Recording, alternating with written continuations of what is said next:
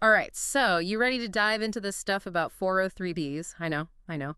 Not exactly the most thrilling topic. Yeah, not exactly a page turner. But you sent over these excerpts from, what was it called? 403B Myths and Realities. Right, from the life insurance company of the Southwest. Yeah, that's the one. And honestly, some of this stuff about annuities is kind of blowing my mind a little. Yeah, there's definitely some, I don't know, common misconceptions floating around out there about 403Bs. Big time. It's like everyone's heard of them, but nobody really knows what they are, you know? So we're going to try and bust some of those myths today, right? Get people the info they need, maybe help them sound smart when they talk to their financial advisor. Always good to be in the know. Exactly. Okay, so myth number one. Are you ready for this? Surrender charges. Okay, yeah. They're terrifying, or at least the name is, right? Surrender charge. Sounds like I'm getting penalized for wanting my own money. It's definitely one of those terms that can make people a little hesitant, yeah.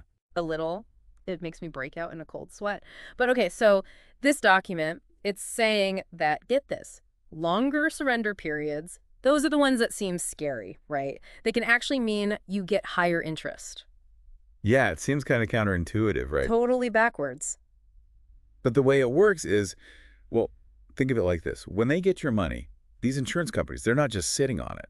They're investing it in things that are designed for slow and steady growth over time. Yeah. So the longer they have that money, the longer those surrender charges let them keep it invested, the more potential it has to really, build up. Okay, I get that, but what if, like, life happens, you know? Or if Yeah. I need that money before the surrender charge period's up? Right, that's a good point. And the document actually addresses that. It's not like, just because you have a surrender charge period, that your money's totally locked away in some vault. So there are ways to access it. Yeah, for one thing, you can usually take out a loan against whatever you've built up. And usually, taking a loan won't trigger that surrender charge. And then, of course, there's, if you pass away, Right. your beneficiaries would get that death benefit, and there wouldn't be any surrender charge taken out. Okay, well, that's good to know at least. But what about if I'm getting closer to retirement? Can I take some of it out then without getting hit with those fees? Yeah, usually even if you got an annuity closer to retirement, so it still has those withdrawal charges, after you retire, you can usually take out up to 10% of what you saved each year without a surrender charge. Oh, okay. That makes a difference. I never thought of it like that. Yeah, it's about finding that balance, right? Accepting a bit of a restriction in exchange for what could be a much higher return overall. Okay, so maybe surrender charges aren't the big bad wolf we thought they were. Maybe not. But what about those agents? Like, are they really on our side or are they just out to make a buck? Because honestly, I think we've all wondered that at some point, haven't we? It's definitely a concern people have, yeah. Okay, so myth number two. Agents only care about their commissions. Tell me I'm wrong.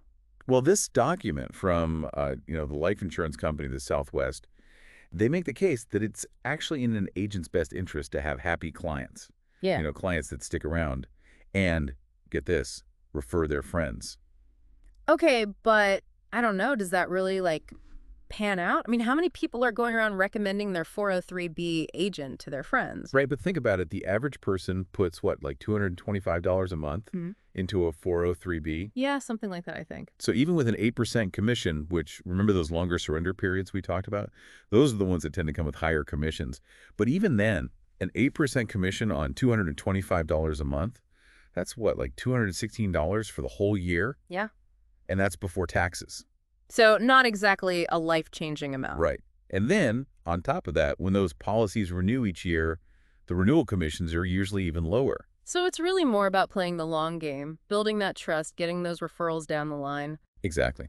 Like the document says, pushing someone towards a product that's not right for them just to get a quick commission, that's a pretty terrible long-term strategy for the agent and for the company. Makes sense. I'd definitely rather have a bunch of happy clients than a bunch of angry ones. Okay, so maybe we can cut the agent some slack. But speaking of things that make me nervous, let's talk fees. Because no matter what kind of investment you're talking about, there's always a cost somewhere, right? So myth number three. Annuities are way more expensive than mutual funds. Is there any truth to that? You can't really make a blanket statement like that. The document does a good job of explaining this. Actually, both annuities and mutual funds have their own sets of costs. It's more about like how those costs are structured and who's responsible for the risk involved. Okay, so break it down for me. Let's start with mutual funds. What kind of costs are we talking about there? So with a mutual fund, you're going to have, first of all, just your basic asset management fees, right? Mm. Those are ongoing. And then you might have transaction fees. Some funds have annual marketing and distribution fees, all sorts of things. And then there's the market risk, which with a mutual fund, that risk is on you, the investor. So if the market crashes, my investment takes a hit, and I'm still paying those fees on top of it. That's the gist, yeah. Yeah. Of course, the opposite is true, too. If it takes off, you benefit. But yeah, those fees are always there. Wait, so where do annuities come in? I mean, they have fees too, right? They do, but it's a different approach. With a fixed or fixed indexed annuity, the insurer, in this case, that's the life insurance company of the Southwest, they factor those costs in when they're calculating their interest rates. Mm. So instead of you paying those fees directly, they're kind of baked into how the product itself works. So instead of me paying, a separate fee, it's just all kind of rolled into one. Yeah, you could put it that way. But the important thing is, with those types of annuities, the insurer is the one taking on the market risk, not you. So basically, they're guaranteeing that those premiums you paid and the interest that gets added, they won't lose value just because the market takes a dip. Oh, wow. Okay. So it's like with an annuity, maybe I'm giving up the chance to make a killing if the market goes way up, but I'm also protected if it all goes south. And with a mutual fund, it's more high risk, high reward. Yeah, that's a good way to look at it.